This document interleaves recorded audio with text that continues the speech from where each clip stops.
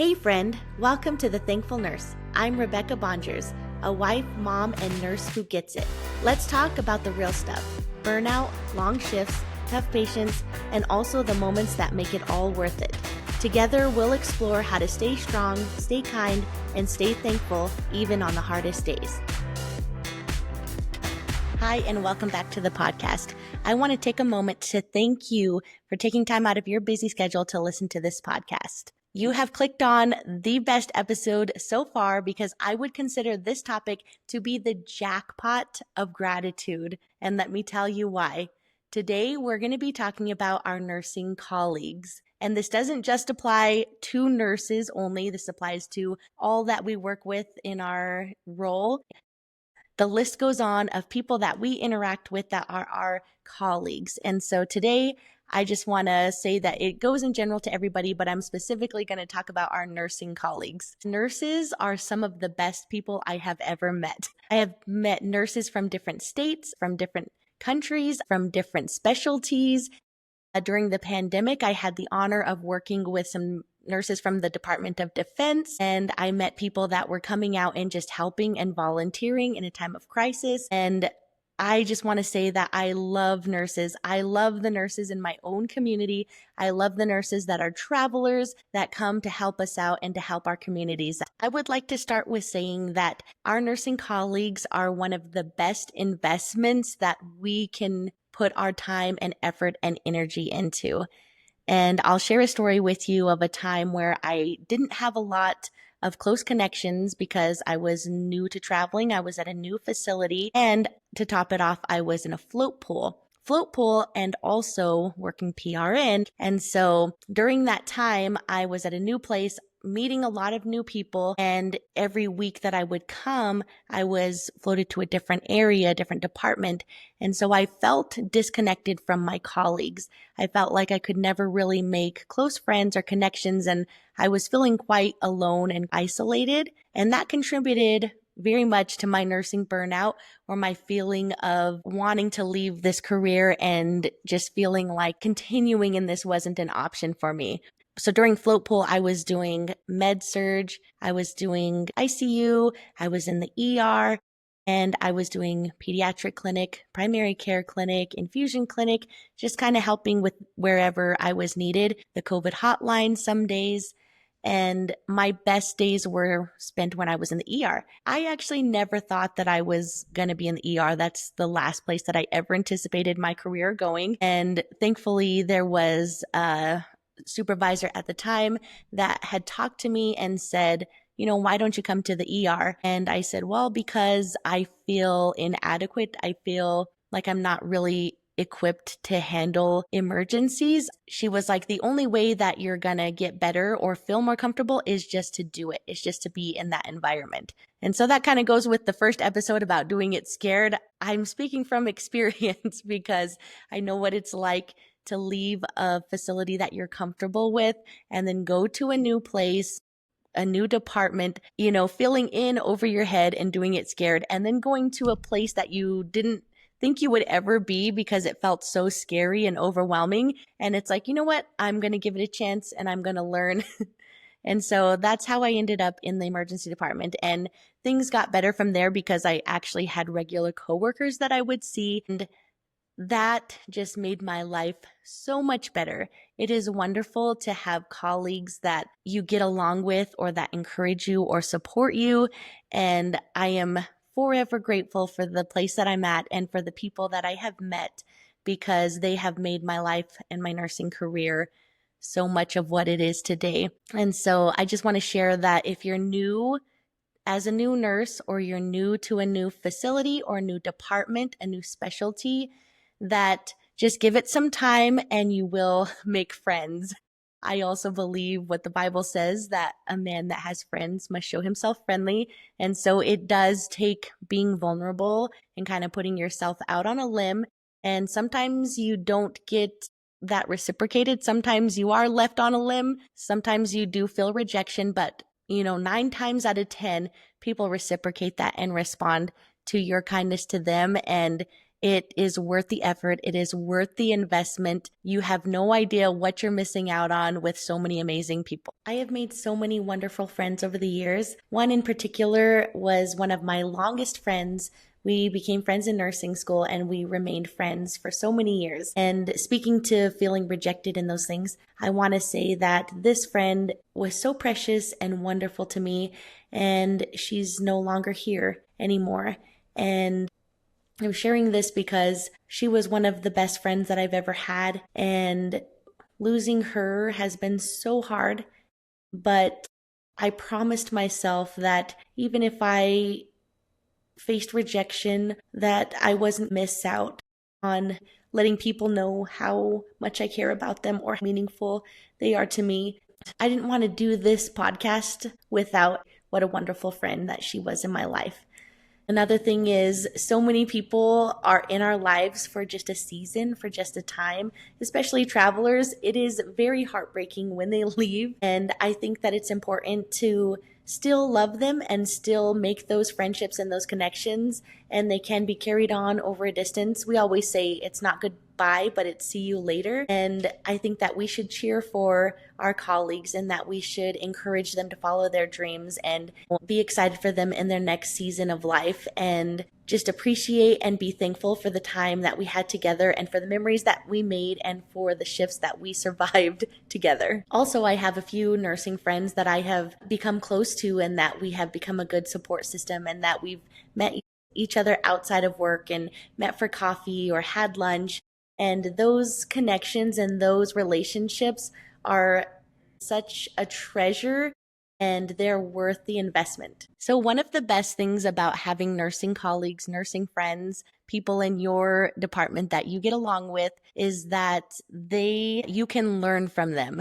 So kind of connecting with people that are willing to teach, that are willing to share their knowledge with you, or even just make you feel more comfortable. There are so many people that have taken the time to show me something, to talk me through something, to just be there as a friendly support. And they have brought me through so many of my hardest shifts, brought me out of my loneliness. And I am so thankful for all. I would love to just name all of the people that have made a difference in my life. And I'm forever grateful that I have met them. It's so nice to have somebody just to care about you.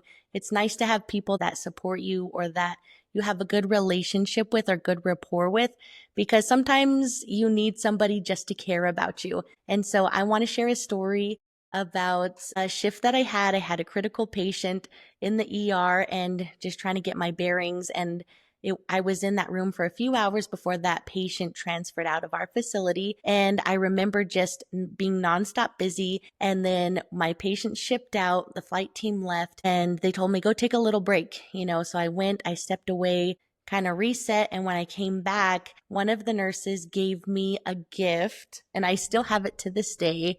It was a little box of chocolate, and it wasn't a fresh box. It had a few pieces in there, but that was so meaningful to me. And they put a good job, Rebecca, with the heart. And this was a couple of years ago, and I have kept it because it is a reminder to me that somebody cares, that somebody thought that I did a good job, that somebody took the time to give me a gift that was thoughtful and meaningful.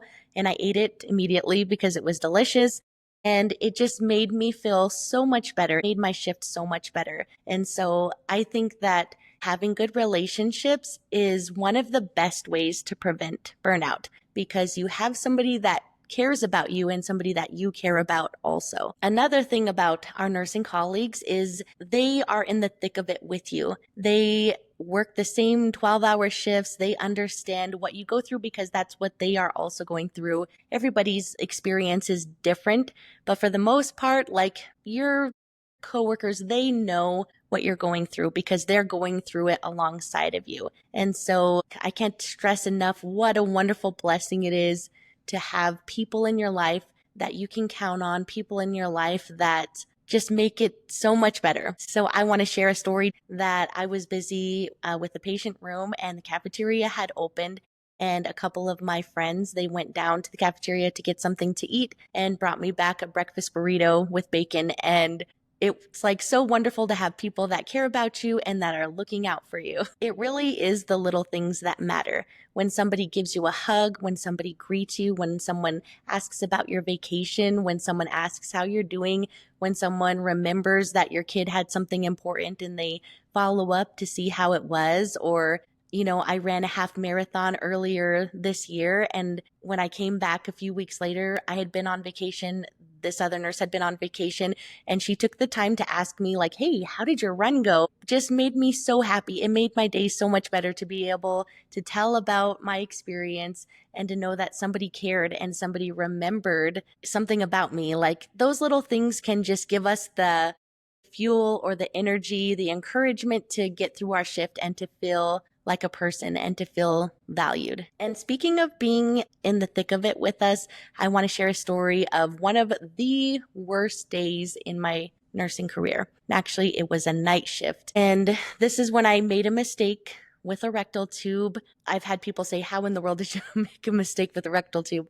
Well, I'm just going to tell a little bit of the details. I had a patient that was very sick and had altered mental status, and their ammonia level was very high. They had liver failure. They had the coagulopathies, all of these different problems that goes along with liver failure. And they had a rectal tube, and that's how they were getting their lactulose, was through the rectal tube. And I had been giving the lactulose every 4 hours as prescribed and done it right earlier in the shift, and this was like the 1:00 time to do it. And I accidentally hooked up the syringe to the balloon port instead of the irrigation port. And so I ended up overinflating the balloon with the lactulose, and the patient was nonverbal, like they were moaning, but they had already been in pain and it was hard to tell. Thankfully, there was family there at the bedside with them. Patient was getting blood transfusion. Like, there was a lot of things going on. This was a very sick person. And, it's a mistake that I made at the time. Like, now I can look back and realize that it was a mistake. I will never make that mistake again. I'm happy to share my story because I don't want anybody to ever make that mistake. I want it to be a blessing to somebody else because they can learn from my mistake. I want to learn from my mistake. So a point on that is, if you ever do have a patient with a rectal tube and you're administering medications through it, I highly recommend putting a piece of tape over the balloon port because it looks very similar, and there's just like a text on the side that said balloon port and then one that said for irrigation. And so anyways, I just want to share that story because I made a mistake, overinflated the balloon that caused some bleeding to occur, and this patient was already anemic. They were already getting blood transfusions, and I remember the moment that I saw the blood coming back, when I realized what had happened, my heart hit the floor. I don't know if you've ever been in a situation like this, the feeling of just, I can't believe what happened. And of course, I felt like my first instinct was to hide it. And immediately I was like, whatever the outcome is, I made a mistake and we need to fix it. And so I called the doctor right away and talked to the family, explained that I made a mistake. And they were very gracious, thankfully.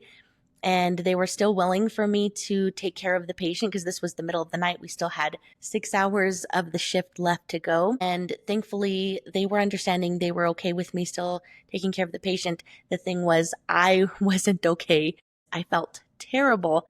I can't even really articulate and explain the feelings that I was going through. But I do remember that one of my nursing colleagues, who started at a similar time with me and has been such a wonderful friend to me. So I asked her, I said, can you please take over care? I said, the family's okay with me still taking care of the patient, but I said, I'm really struggling. I just want to run away.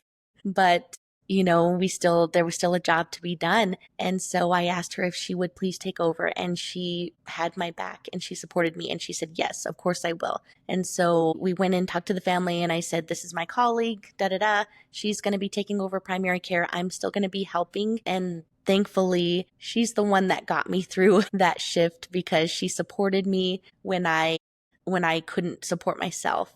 And I was off for 5 days, 5 nights after that, because I was doing 5s and 2s at that time. And on my 5 days off, like, I had met with my supervisor, explained my mistake, went through all of those things. But I remember just feeling so crushed and thinking, I'm going to leave nursing, like this is the end. I can't go back. I can't, I'm not good enough to do this. And I don't know how many tears I cried. I was so distressed. I don't know a different word to say than distressed. It was very upsetting to me, and my confidence dove into the ground.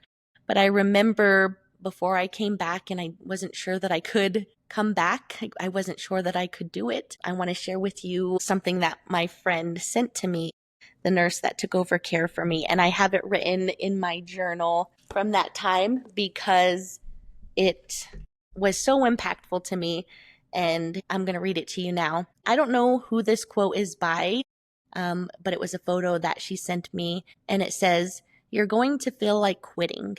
You're going to struggle. You'll have days where you'll wonder, what's it all for? You'll have days when people attempt to break you down or challenge your intelligence, skills, and right to be where you are. You have moments when you question your own abilities and perhaps your sanity, but you'll rise. You'll rise because your strength as a nurse is not determined by one grade, one shift, or one job. It's an ongoing journey of learning, honor, humility, and a chance to make even the smallest difference in the lives of your patients." And I love that so much, and it meant so much to me. And that was something that gave me the courage to rise, gave me the courage to come back and to learn from my mistake and to grow. And so I'm forever grateful to that nurse that loved me and that took the time to encourage me, because that's part of why I'm still here today and doing what I'm doing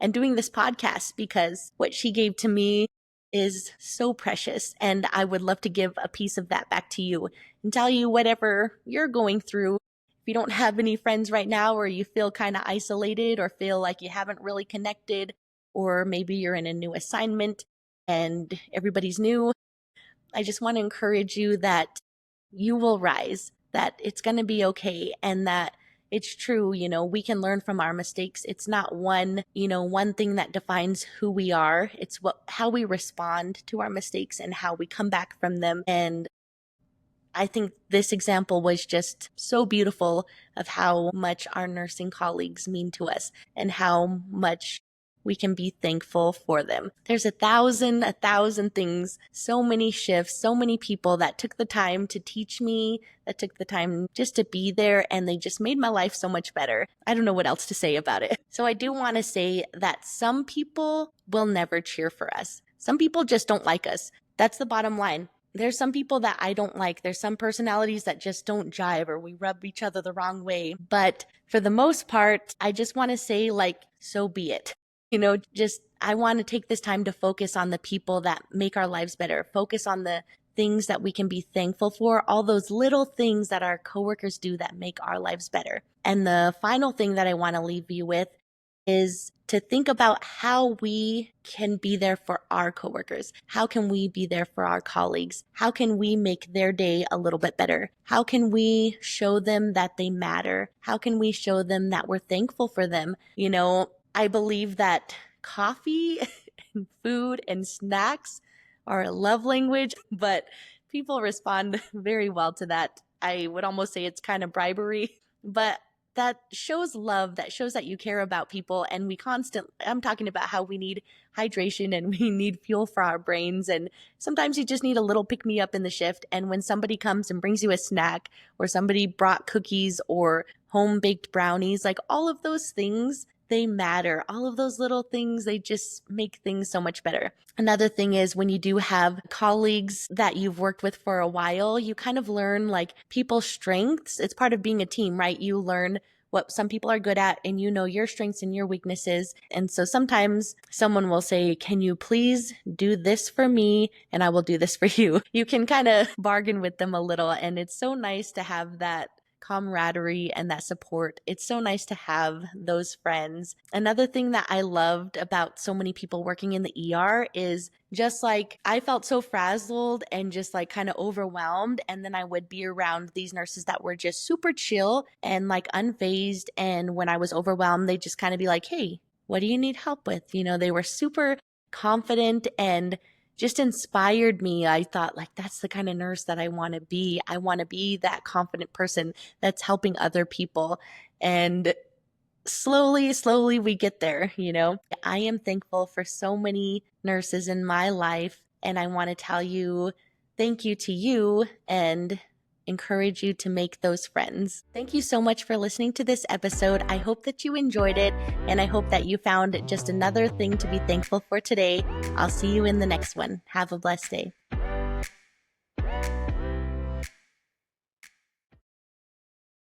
If you like to read, please consider checking out my book I wrote, Living Trust.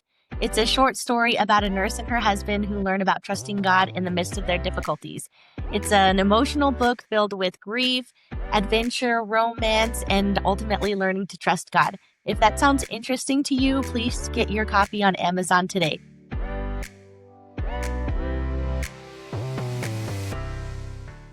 Thank you for tuning into this podcast. And please remember, this podcast is for entertainment purposes only and not intended to substitute for medical advice.